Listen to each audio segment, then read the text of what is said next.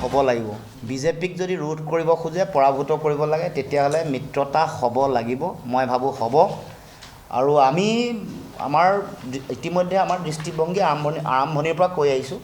গতিকে তাত আৰু আমাৰ চিন্তাটোত আমাৰ যিটো দৃষ্টিভংগী উত্থাপন কৰিছোঁ সেইটো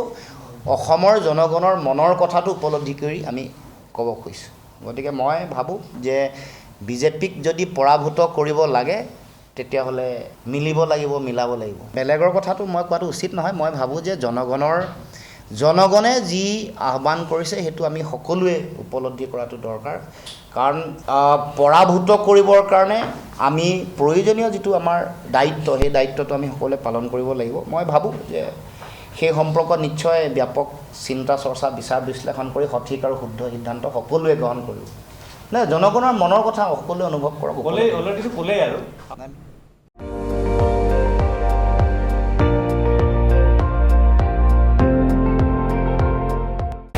আপুনি চাই আছে ND24 সৰ্বশ্ৰেষ্ঠ নহয় সৰ্বোত্তমৰ দৌৰত